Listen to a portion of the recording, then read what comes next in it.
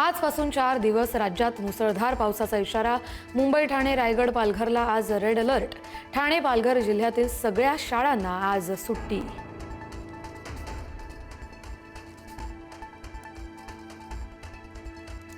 मुंबईसह उपनगरात आज मुसळधार पाऊस. अनेक ठिकाणी सखल भागात पाणी साचलं.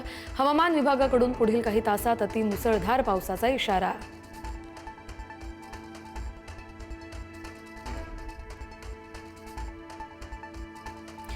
मुंबईतील पावसाचा परिणाम लोकलवर. मध्य रेल्वेच्या लोकल 15 ते 20 मिनिटं उशिरानं, पश्चिम आणि हार्बर रेल्वेच्या लोकल 10 मिनिटं उशिरा.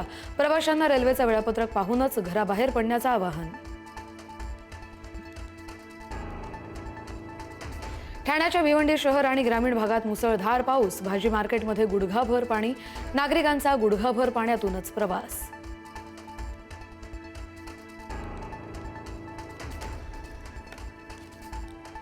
कल्याण, डोंबिवली, अंबरनाथ, बदलापुरात मुसळधार पाऊस. रस्त्यांवर पाणीच पाणी.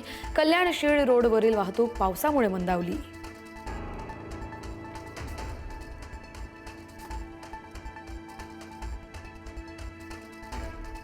पालघर, वसई, विरारमध्ये मुसळधार पाऊस.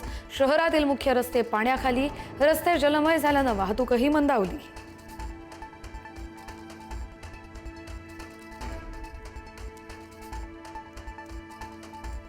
सततच्या पावसामुळे लोणावळ्याचं भोशी धरण ओव्हरफ्लो. पायऱ्यांवरून वाहणारं फेसाळलेलं पाणी पाहण्यासाठी पर्यटकांची मोठी गर्दी.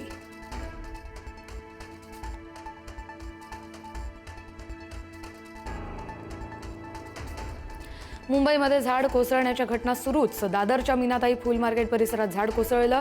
माटुंगा आणि बोरिवलीमध्ये देखील झाड कोसळलं. सुदैवानं या तिन्ही घटनांमध्ये कोणतीही जीवितहानी नाही.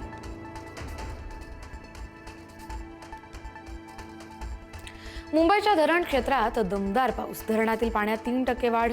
धरणातील पाणीसाठा 9.41%.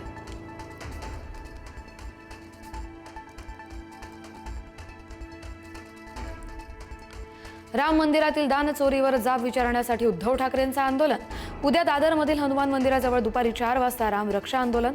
उद्धव ठाकरेंच्या रामरक्षा आंदोलनाचा टीजर जारी.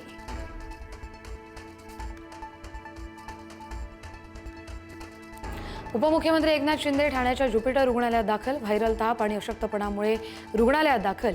शिंदेंची प्रकृती स्थिर असल्याची माहिती.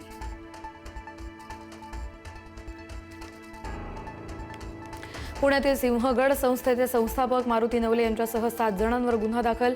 5,06 लाख रुपयांचा अपहार केल्याचा आरोप. 27 शिक्षकांच्या वेतनातील अपहाराचा गंभीर आरोप. भारती विद्यापीठ पोलिसात फसवणुकीचा गुन्हा दाखल.